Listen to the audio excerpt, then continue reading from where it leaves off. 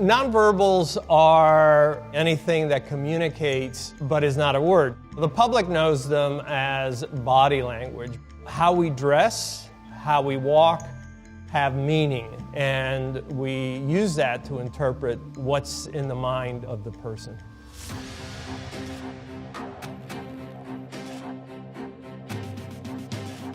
My name is Joe Navarro, and for 25 years I was a special agent with the FBI. My job was to catch spies. Most of my career I spent within the National Security Division.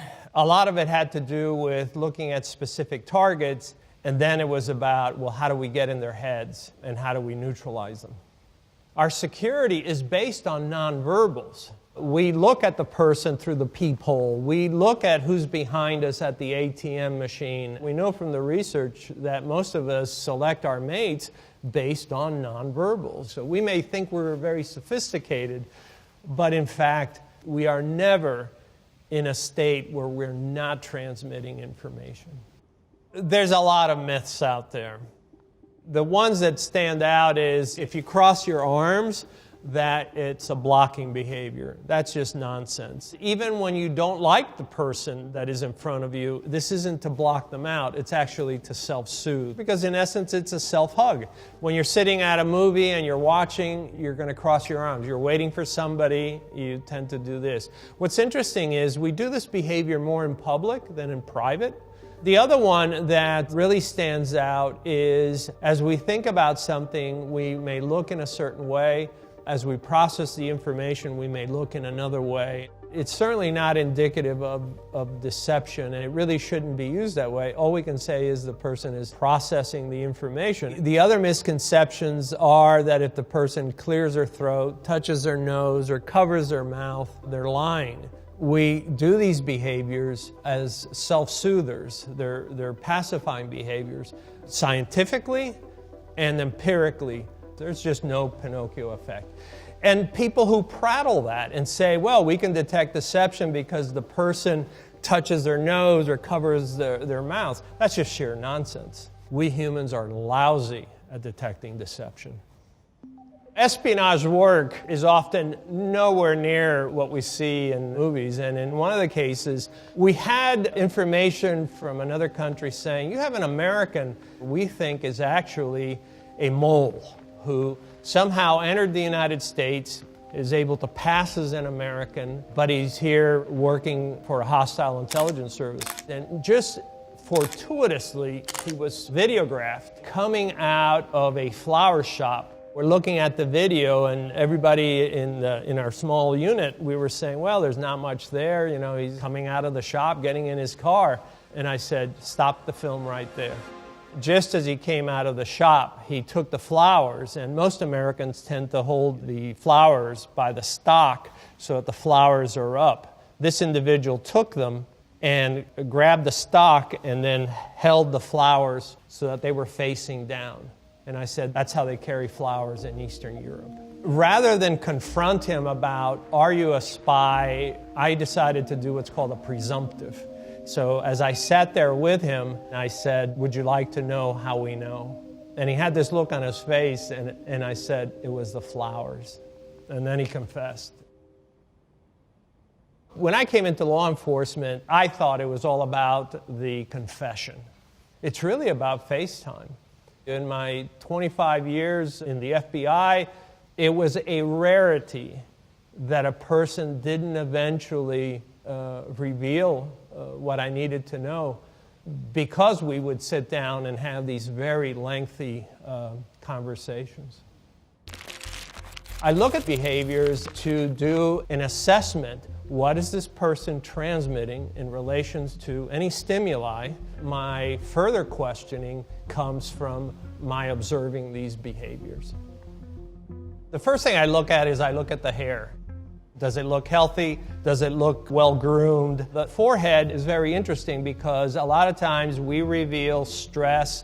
A lot of the things that we have gone through life are often etched in the forehead. I look at the eyes to see if they're red or not enough sleep. This small area here between the eyes called the glabella, it's one of the first areas that reveals information to us. Most often when we don't like something, we do that bunny nose of I don't like. We don't really know what our lips look like, and we tend to compress them. When something bothers us, when something really bothers us, we tend to suck them in.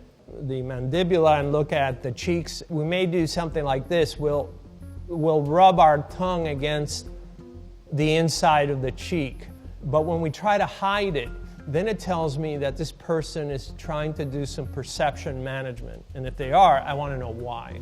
At the neck, I want to see if there's any head tilt, because head tilt, the person is more relaxed. The minute the head tilt goes away, there's usually some issue. I'm looking at the shoulders. You ask somebody a question and they don't know, both shoulders shoot up very quickly. And then I look at the hands. When something's troubling us, we tend to stiffen our fingers, interlace them, and almost like a teepee, we move our hands back and forth very slowly. This is to be differentiated from when we do the steeple, which we do in this position. When something's at issue, we tend to put our hands on our hips and we become very territorial. This is called arms akimbo. But look how it changes when we put our thumbs forward, and then it becomes one of more of I'm inquisitive.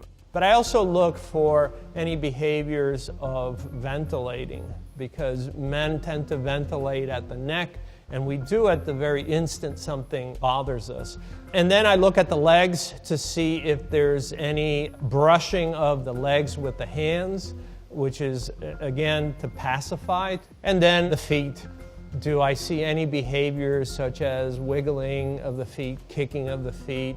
If I ask a question and all of a sudden the feet withdraw and are crossed, perhaps the person feels a little threatened by that question. So when we study nonverbals, it's not about making judgments. It's about assessing what is this person transmitting in that moment.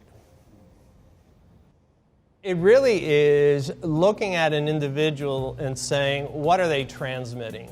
We're all transmitting at all times.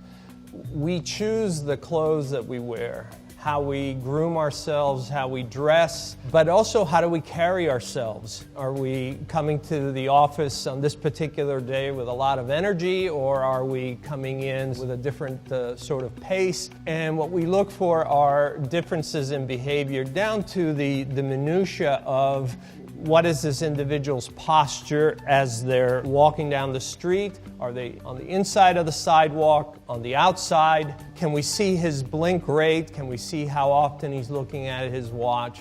I know your blink rate is around eight times a minute, but you don't know that. You're not sitting there counting. All these things factor in because they're transmitting information. Now it's up to us to then use that information to say, okay, we need to marshal resources to be on that individual right now.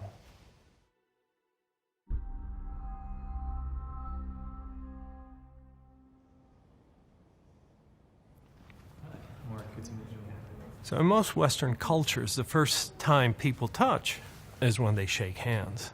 Touching becomes that important because we can always remember a time when we shook hands with someone and we didn't like that.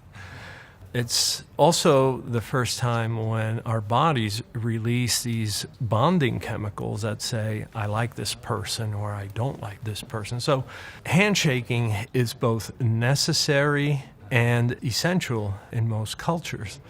All right.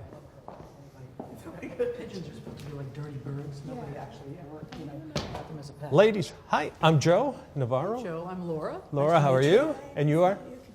Khadija, how are you? Okay. Let me ask you this. Let's back up a little bit. Is this comfortable for you? Yes. Yeah. It's a little bit more comfortable. But it's not for you, is it? Nope. All right. Thank you. All right. So keep talking. What we've done here is we've talked about the importance of space and comfort. They don't realize is how much further apart they are now standing. And it's because we have brought this subject up to make them comfortable about saying, hey, it's okay to be comfortable at your perfect distance. And so now we see when they rock away from each other and they create this space. If you notice, their feet tend to move around more. There's a dynamic going on here where they're kind of trying to find, well, what is the perfect space? What is the perfect distance? And we know that they're unsettled because of the high degree of movement that's going on. Check. Poker is an interesting game. The similitudes of sitting across from a spy or sitting across from players, it's their reactions to a stimulus. We have behaviors indicative of psychological discomfort that we use at home, at work, or at the poker table. So we're going to take a look at poker players and some of the body language that you'll find at a typical poker game.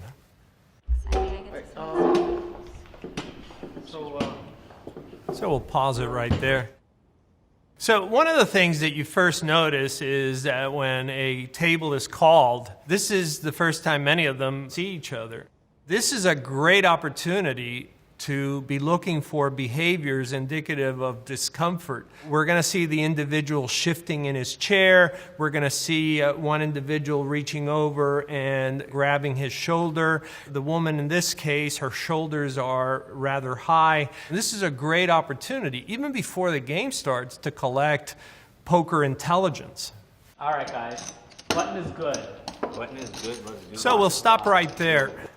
Look where their hands are at. Here we're looking at player number 2 and number 3, and we notice right away that their hands are on top of the cards. Some players will cage their cards. Some players will put their hands directly on top and press them down. And they may do that because the cards have now increased in value. Player number 1 tends to keep his hands very close to his body. Player number 4, she's actually withdrawn her hands from the table because when we like things, we tend to move our hands forward. When we don't like things, we tend to move the hands away. These guys are my cards. So as we look at player number 3, I'm often asked about players who shuffle their chips. What you're really doing is self-soothing, and this just helps you to make it through the game, and that's really all we're looking for. Oh, come on. Nice. Okay, so we'll stop right there. Player number 5 is sitting there, arms crossed. You don't see a lot of activity. That doesn't mean he's not transmitting a lot of information. On down the line, I want to see where those thumbs of his are, because he holds them very close when nothing's going on. But does that change as the game evolves? If you're looking at nonverbals, it's often useful to look at them at double the speed because all the nonverbals that are critical jump out at you as though it were a caricature. All right, so stop right there. The woman in position number 4, you see her head moving around quite a bit. Player number 3, you see a lot of activity with his hands. When we look at player number 5, now his hands are fully out. This is as far as we've seen them before. At this point, we know that he's engaged and that he's interested. Now the game is out in the open. 75 to 80% of the information we need is sitting out there. What you often see is everybody's looking at their own cards or looking at the community cards rather than looking around. You should be looking around to see, well, what was the reaction, because you're going to see that reaction again. You know, in poker, we used to say that you can have a poker face, but I countered you can't have a poker body. Somewhere it's going to be revealed. When I was in college in the early 70s, there were really no courses on nonverbal communications. You quickly realize that to a great extent, it's really about what you can interpret from behavior. And so we talk about nonverbals because it matters, because it has gravitas, because it affects how we communicate with each other. When it comes to nonverbals, this is no small matter. We primarily communicate nonverbally, and we always will.